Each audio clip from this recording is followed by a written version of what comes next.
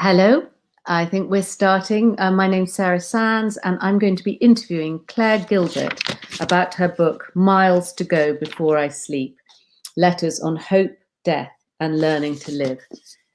Here we go. And this really does seem to be an incredibly sort of profound book for our times. It's a great pleasure to be talking to Claire.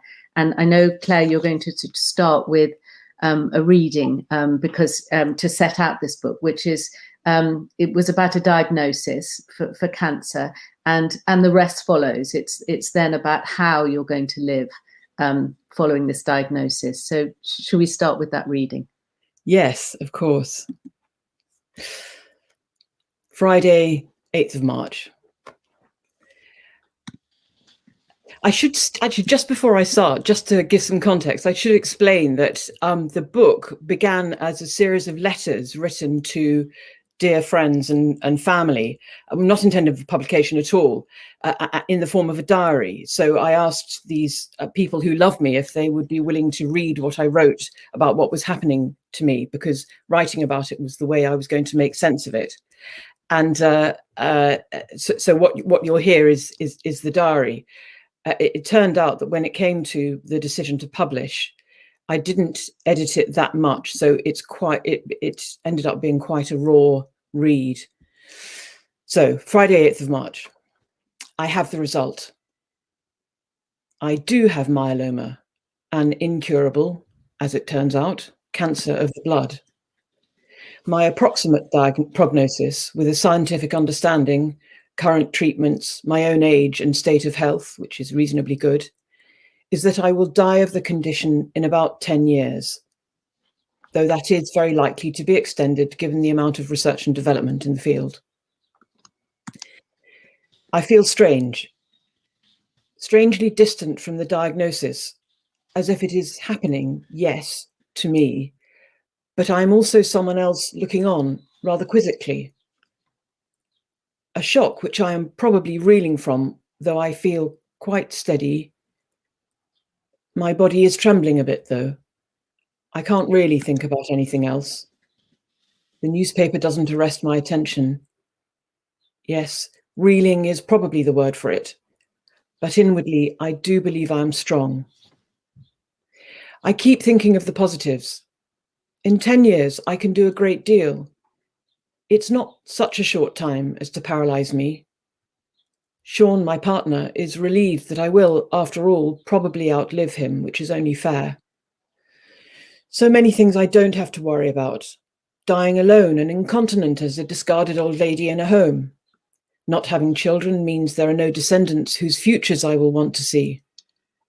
I don't have to worry very much about money, providing I keep my health. The clinical nurse specialist, the most lovely woman called Grace, said I should think of myeloma, and indeed a lot of cancers now, as a chronic condition, not a fatal one. Of course, it is ultimately fatal in the way that life is. It's only a bit quicker. I wouldn't want to spend the next 10 years feeling ill. So that helps me think about how I respond to treatment choices. I won't be beating this cancer or fighting it. It isn't a war with a winner and a loser. It's my condition. It's part of me, in my blood, which is my life force, which brings to all parts of my body all that it needs to keep functioning. I love my blood, and I don't want to feel ill. I asked Dr. Mary, the hematologist who broke the news, what I should tell my loved ones. She suggested telling them that I have a cancer which is incurable, but treatable. So let's think of the treatment as something additional that is necessary to life, like eating and bathing and sleeping. Except for the fucking side effects.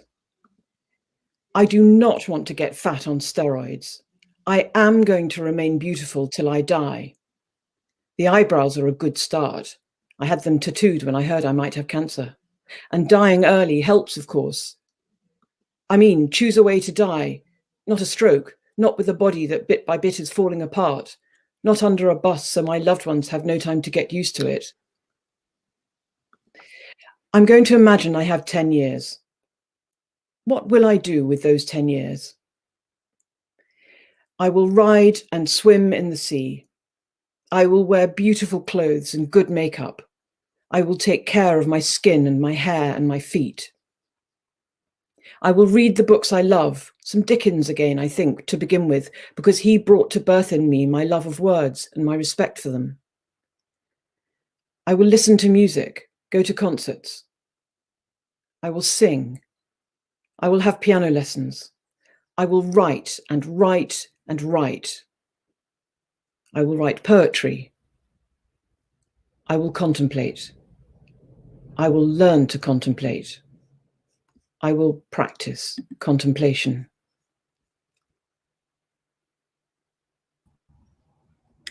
So, Claire, I am not Sarah Sands, but Sarah's sound is not working. And so I am going to step in until Sarah's sound is fixed. And hopefully that won't be too long. So I'm thinking actually an echo of the conversation we've just had with Sarah about limitations and freedom. Mm-hmm. And it feels like in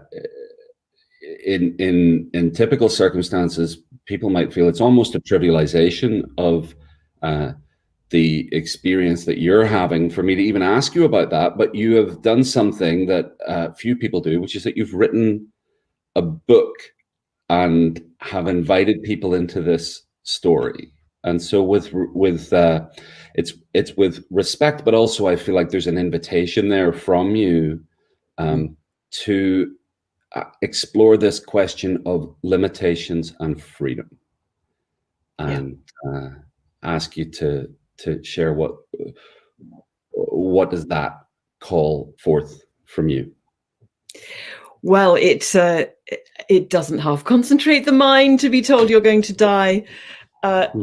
Of course, we all know in theory we're going to die, but actually to be told by someone who knows what they're talking about that you have this condition, and it's a condition that's through you because it's a cancer of the blood. You see, it's not like a tumor. It's something that's just flowing around you with this thing that you need for life. So it really concentrates the mind. And I can remember, and I write about this, the crunchy tang of an apple, the blossom, the on horseback riding has been one of my great life givers, on horseback and the rolling bosomy hills of Sussex, with views all the way to the sea, and the catkins coming out on the willow and so forth. So it really wakes you up to what is, knowing that it's going to come to an end. And someone said, I can't remember who, you don't know a thing until you say goodbye to it. It was in a song, I think. You don't know a thing until you say goodbye to it. When it's going to be taken away from you, then you embrace the thing, you draw it to you because you realize your love for it. And so much of this experience and what I've really tried to convey through writing, it is the feelings that it invokes in you, not theology, not working it out, but what it feels like, and the sense that you make of the feeling of what's going on, and the feeling of mortality does bring you to life like nothing else. It's a wonderful paradox. I mean, it's a wonderful, wonderful gift. And that's why I felt that really this cancer needs to be made to be a source of joy, not of bitterness. That's what I'm going to make.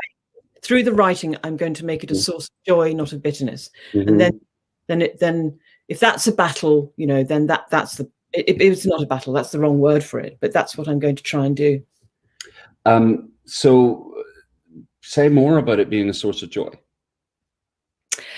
So going back to the blood, the sense of it being in my blood. So one of my contemplations, it's really drawing on the Ignatian practice, which I've developed having done the Ignatian spiritual exercises, which are not for the faint-hearted, believe me. I imagine my way into my blood, and I imagine the blood flowing through my body, and I'm flowing with it, and I'm actively loving my blood.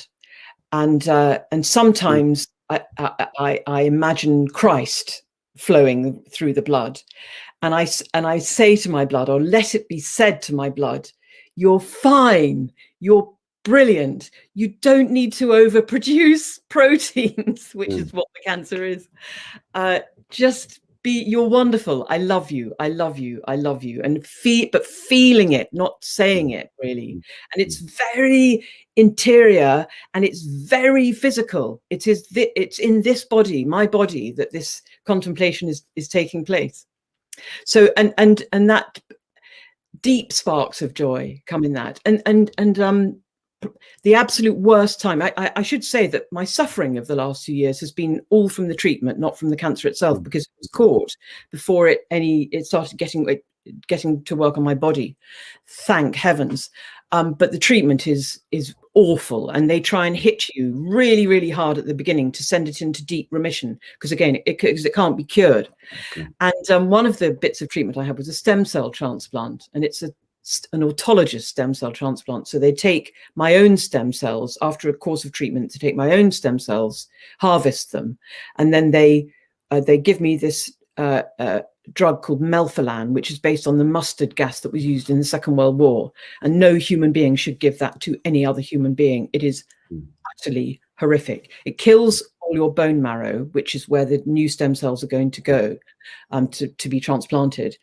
And it also kills all the bacteria in your gut from your mouth to your backside. So I was vomiting and had diarrhea, and I had the most awful sores in my mouth, and a vile taste, and a mucus, which meant it was incredibly hard to swallow anything or anything at all. And yet I had to keep my strength up to let the transplant work. So I was really, really sick and ill for many days, really many days. And I would lie there, and you couldn't just lie and let it happen. It was active in you, this vile thing that was killing everything off in order to make way for the transplant. But right at the very, very heart of that absolute weakness, absolute powerlessness, was joy. I want to ask, how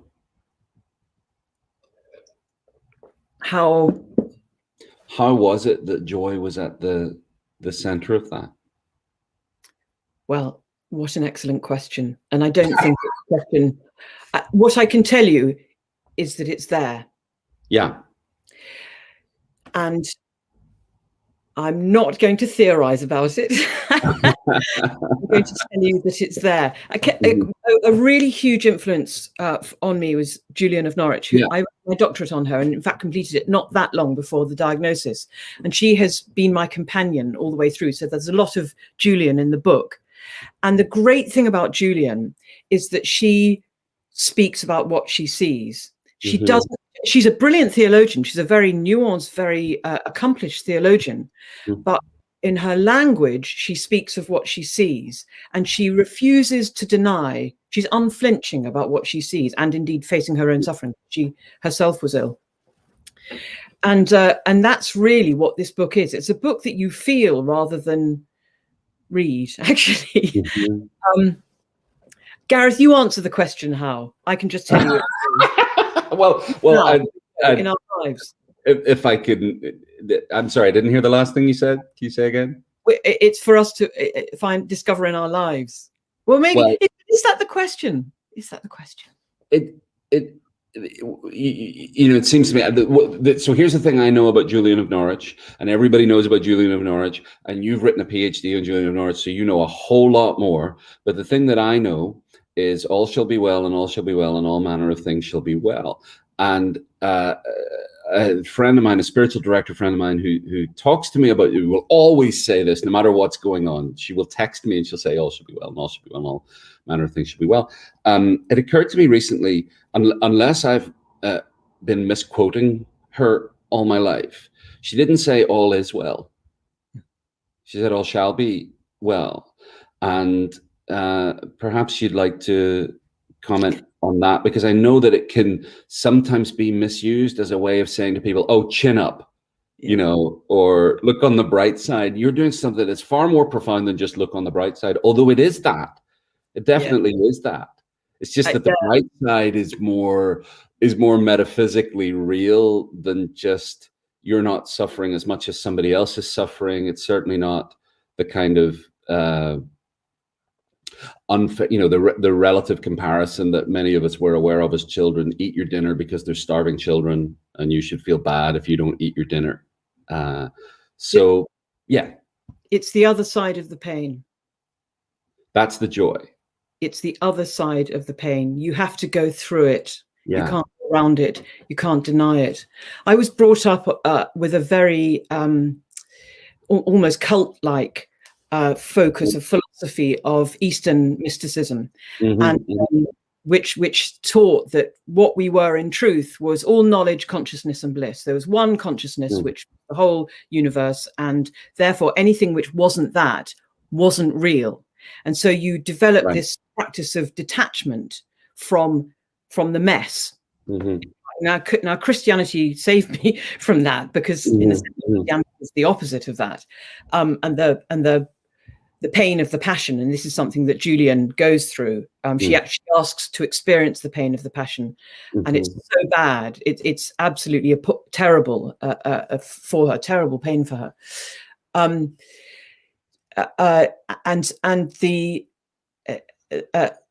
So instead of trying to push the pain away, instead of trying to say it's not really there and I'm all right, and I'm maintaining my detached bliss, this kind of Eastern idea, with a frown, you know, that's the trouble. It's, you know, there was no love in it either, this philosophy, and we sort of pretended we were detached. It was bollocks, frankly.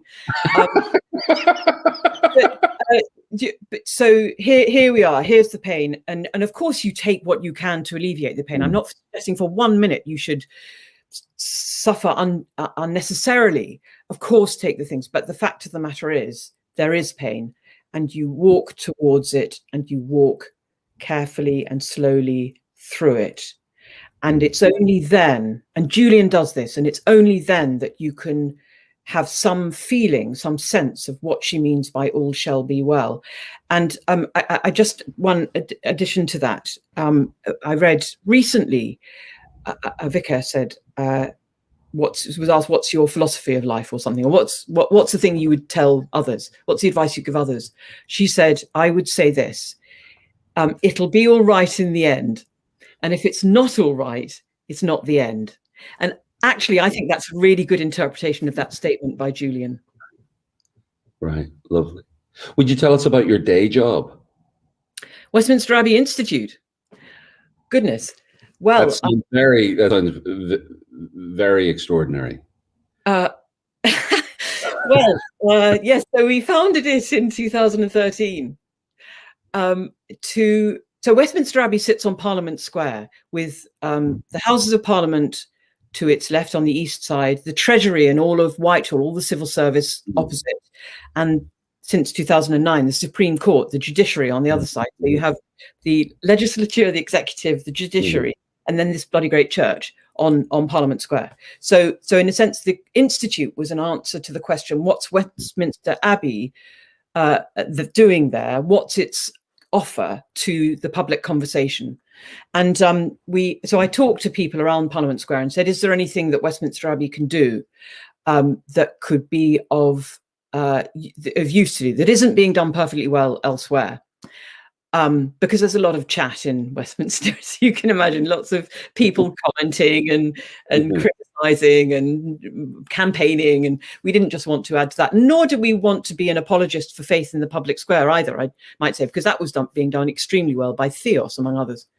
So So anyway, well, the response that came from the politicians, the civil servants, the judges and others was, there is something Westminster Abbey can do, which is to be a place of reflection where we can step back from running around trying to rule and run the country and think about the good that we hope we're doing and want to do, and reflect more deeply on it, to reconnect with our vocation to public service, which is easily forgotten, and to recalibrate our moral compass, or resensitize our moral antennae. And of course, that's what Westminster Abbey can do. So we've created this institute, and it involves public programs on things like integrity in public life, truth in public life, the responsibilities of democracy, the nature of power as a politician or a civil servant or a judge or a journalist.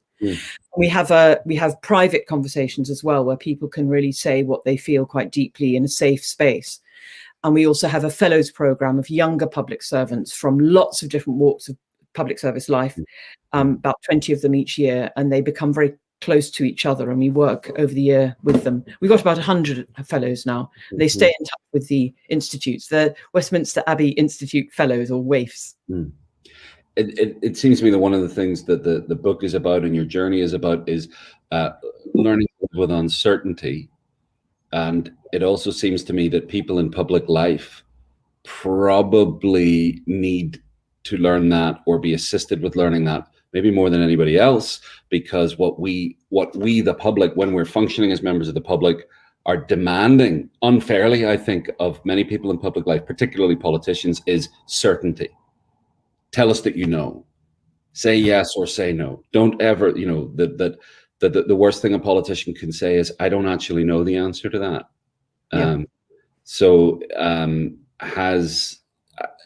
Has this journey for yourself and through the book been of assistance in working with public people who are in public life around that question of uncertainty? It's a really, really important point.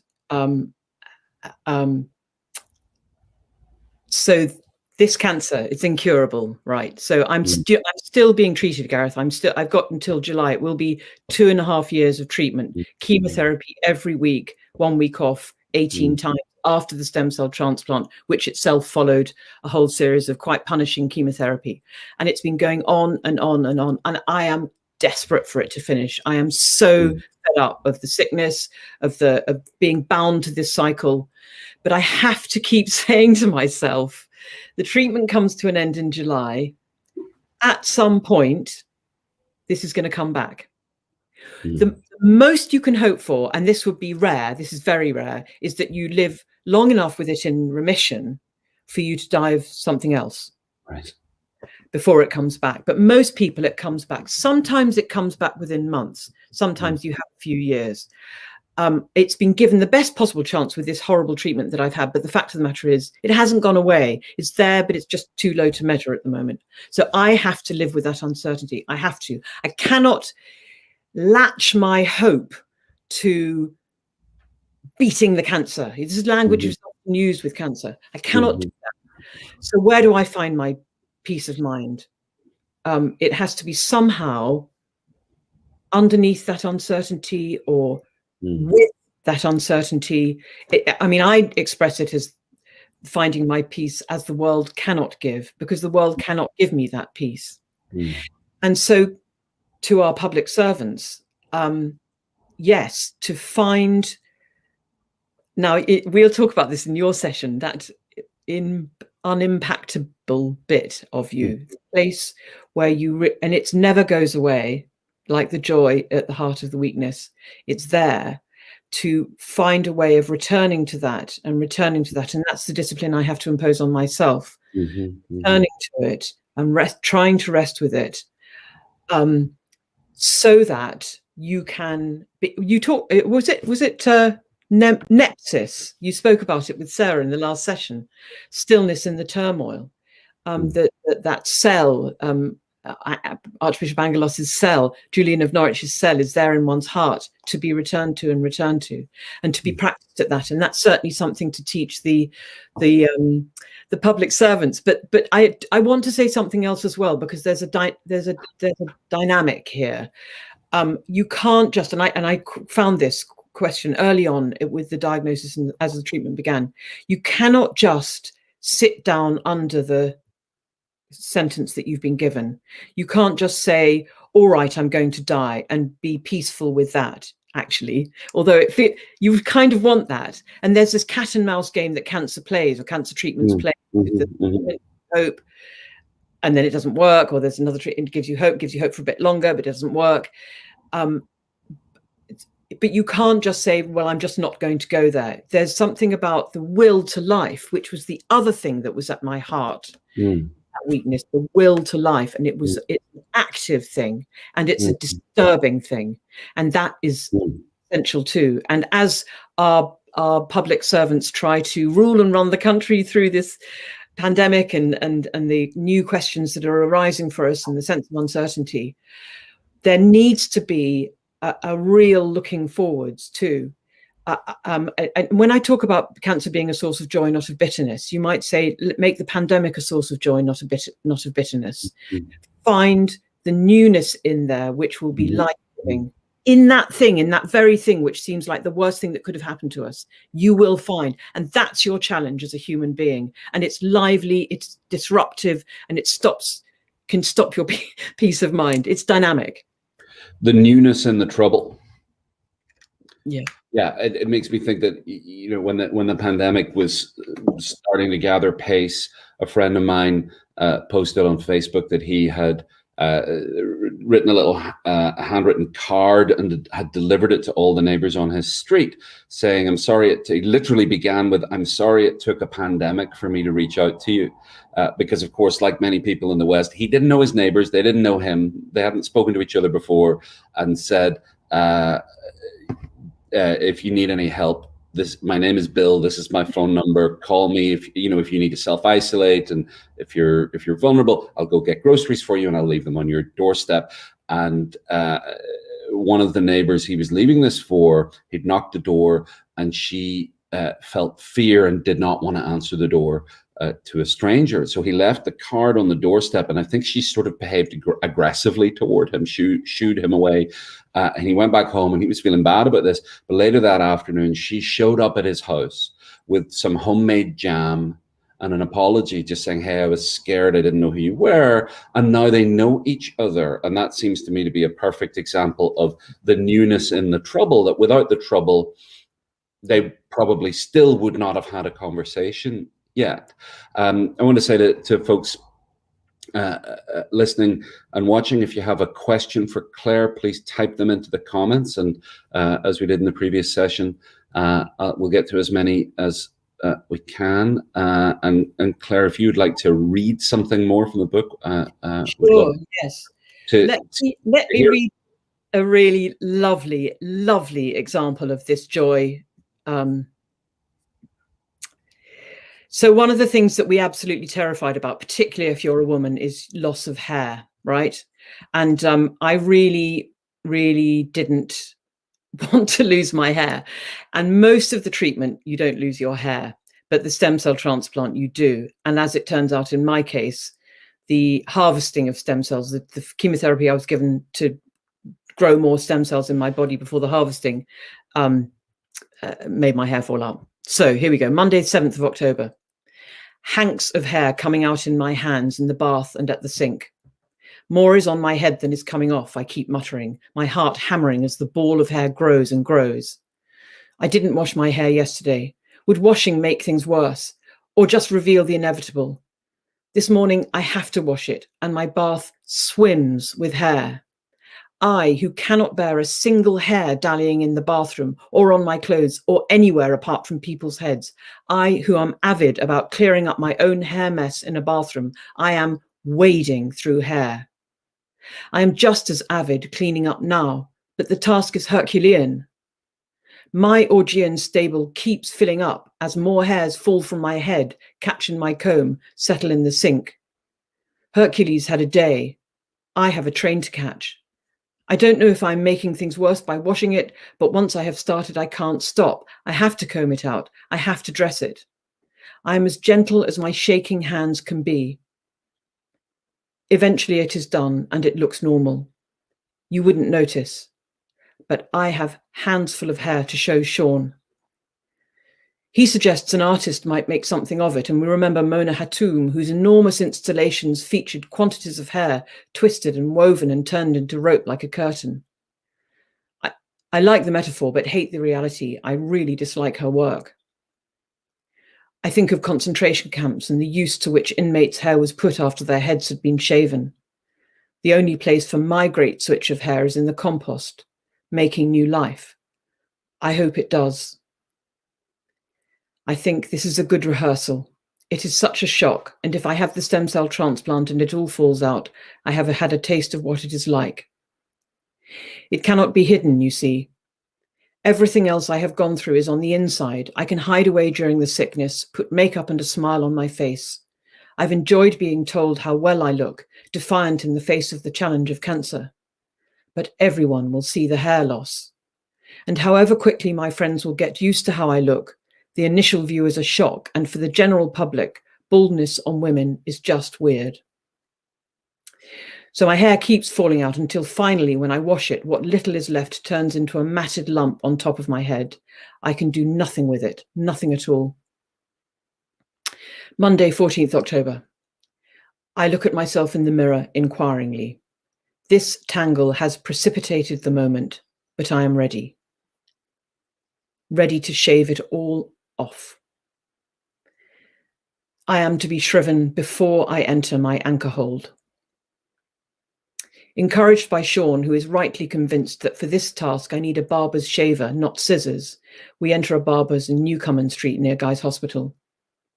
I speak to the man at the desk who has a kind face.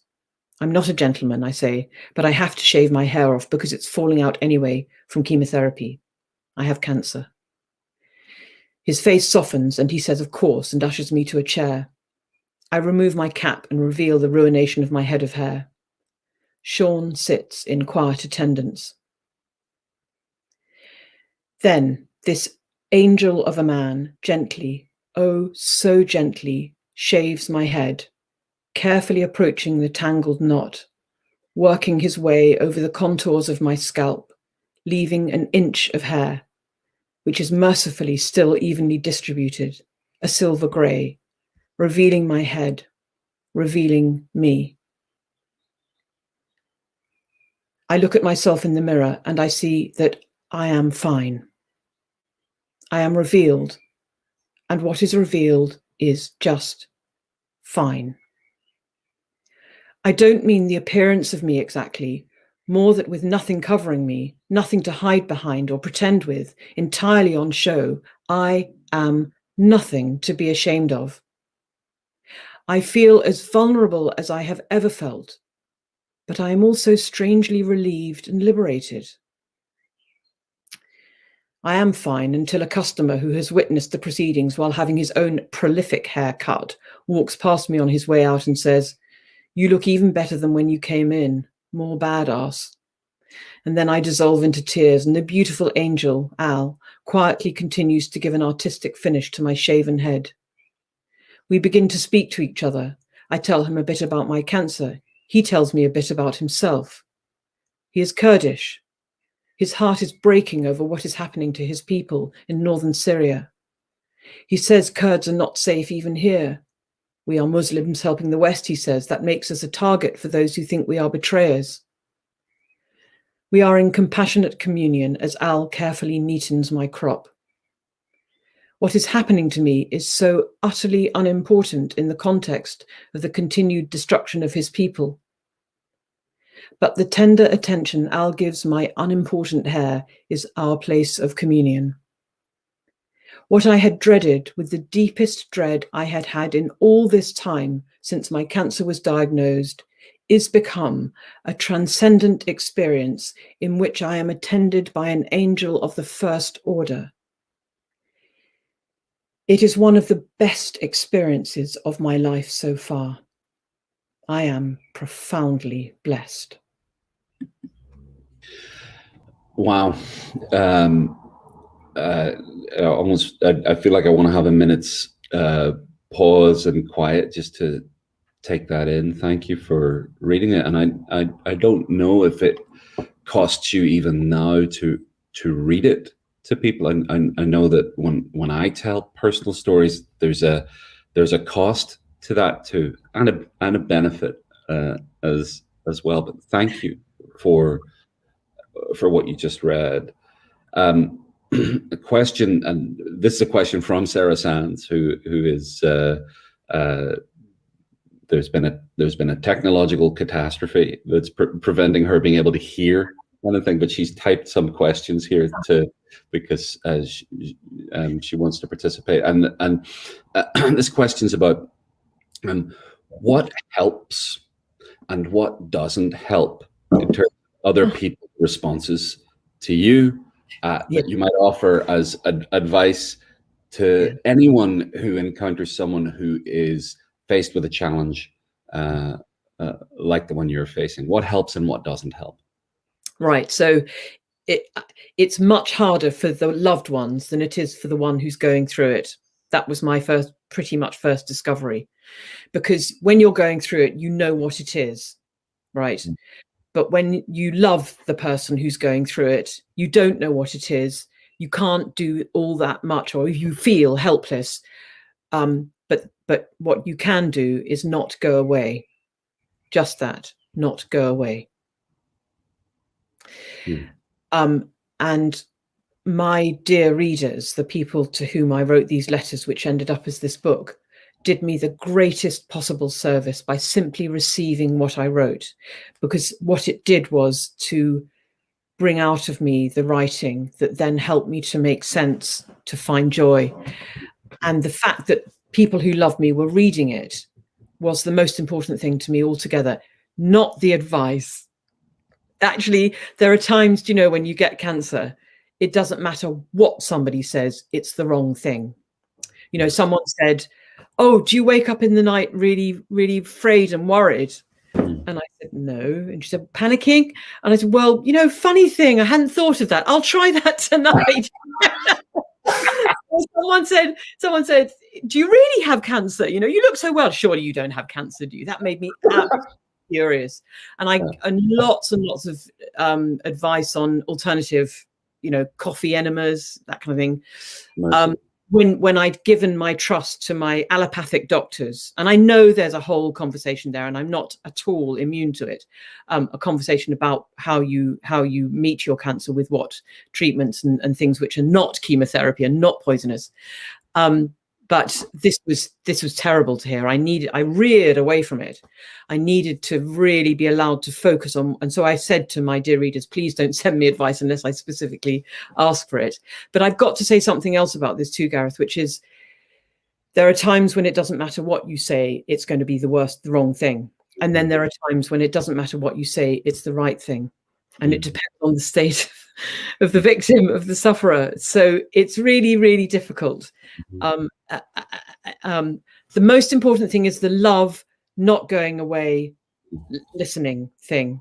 Not saying, "Oh, I know what you're going through," or "My mum died of cancer." And I know, well, I've said this so many times myself to people, because she did, and so did my father. I as if to say, "I understand your pain," and you don't. We don't understand each other's pain. But what we can just do is say, "I'm here. I'm just here." You know, it seems one of the things that I think is really important about your book is that it's unsparing, and you've already alluded to that regarding treatment and pain.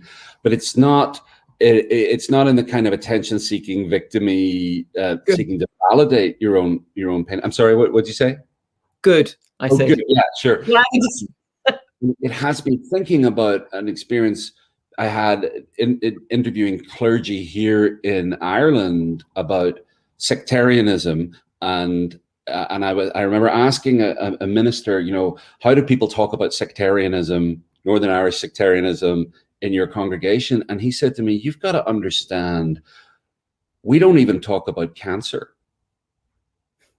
And what he meant was when somebody got cancer, it would be quietly, it'd be like, so-and-so's not, you know, they're not well at the moment. And because there was the fear of even naming the word. And you've kind of gone right to the other extreme. Now, my guess from this conversation and one previous conversation that we've had, that might have been something already built into your personality, that you're a kind of person who doesn't beat around the bush and doesn't use euphemism or innuendo. My guess is that this journey has pushed you even further there. And do you think that this might be universally beneficial, that we should just do away with the euphemism and innuendo about illness, about pain, about suffering? And that actually to fully name these things is part of the process of managing and transforming them. I do think that, Gareth, and I particularly think that about death. Honestly, it's only by speaking about these things for what they are and trying to describe your pain for what it is and not pushing it away, that it becomes in the right way familiar, so that it's possible then to speak more about it. Because the fact of the matter is, we will all face suffering, we will all die, and people we love will face suffering and they will die. So if we can allow it to be part of who we are, understand that it's part of who we are, and love it for being what it gives to us, then we're bound to be a healthier people. But I do also recognize we have to be gentle about this and kind about it. And I know that my way is quite strong for people. And I do know that some of my readers, because they told me, had to stop reading from time to time because they just couldn't bear it. I am strong about saying it how it is. So there is a kindness that needs to come with that, and a tenderness and a gentleness. You're the spectre at the feast, you know. You say you have cancer. It's a real shock for people to hear that. Actually, when all my hair fell out, and then I had this. Actually, it was wonderful. It's a wonderful crew cut that Al gave me. I said to my dear readers, look, if we meet each other, because I quite like this. I always like doing it to other people too. When their hair's really short, I like brushing it like this. You know, that fuzzy, brushy thing. I said, when you see me, I'm going to do this, and then you can brush my head like that. I'd like that, like you're stroking me. But what it also means is that your face can do what it needs to do. So when you first see me and I first see you, they'll be shocked. There'll be something on your face that you won't be able to do anything about. You need a nanosecond for that for you to familiarize yourself with how I look now, because I know that's what you want to do. And so I won't have the pain of seeing your pity and your shock. I'll just have the lovely stroking. And then when I look up, our faces will say what they want to say, which is, I love you. The gentleness, yes, drop the euphemisms, but be gentle as we do so. Right. We just have 2 or 3 minutes left. A couple of questions from comments here. One from Simon. Thank you so much for this, Claire. It's so thoughtful and encouraging. How do you find the experience of serious suffering impacts upon your prayer life? And then one more question after that, but if you'd like to speak to that question. Brilliant. Thanks, Simon. Thanks for that question. So it made it very, very real and alive. And I wasn't angry with God, but I kind of put God to work and explored and went deep with a passion and an intensity and a focus more than I'd ever really felt before. This sense that the healing that I could do was through this. So contemplative prayer became, I've been meditating since I was 10. I was initiated into mantra meditation by this Eastern philosophy thing when I was 10. So meditation has always been a part of my life, but I really put it to work now and made it much more consciously a bodily thing. But the other thing I want to say about my prayer and how it's changed is that I'm listening much more, not speaking. I'm better at asking for help, saying what it is I need help with, and then just listening and trying just to not put words into the silence, trying not to get distracted. That's obviously something that happens, but just try to listen for a pin to drop. Like that. Last question from Christine. How can we encourage a mindset in hospitals and more generally, perhaps, that attention to the spiritual is at least as important as physical and emotional well-being?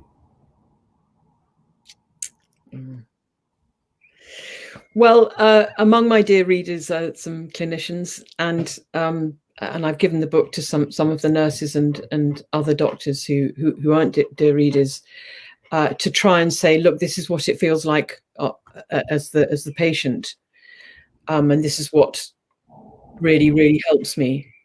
I mean, they do have to do their job. I think that's important to acknowledge, that in a sense their prayer, their work, their hope, their intention is all geared through, focused through what they have, physically what they have to do for you.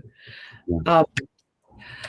I mean, I think it is growing in understanding. I think death is the clue somehow here, that in a sense all treatment is palliative.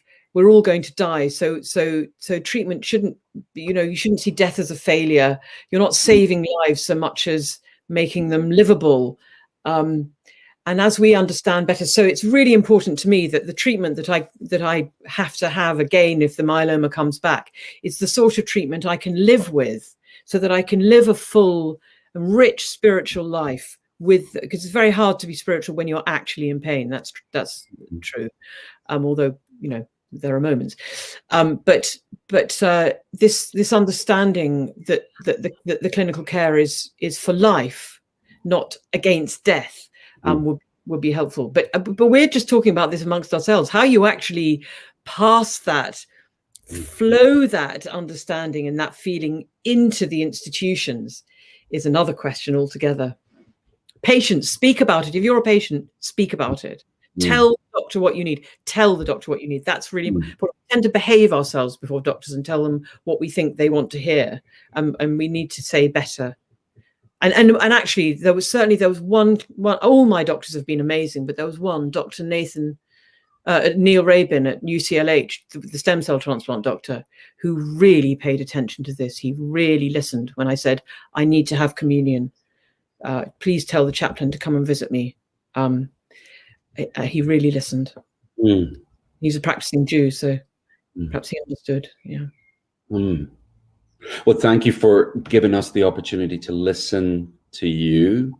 Your book, Miles to Go Before I Sleep, Letters on, there you go, Letters on Hope, Death and Learning to Live, is a wonder.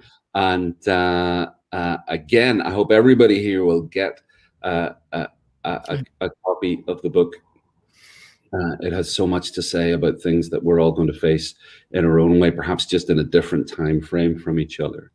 And thank you for rolling with the spontaneous need for me to pretend to be Sarah Sands, which I'm sure I did.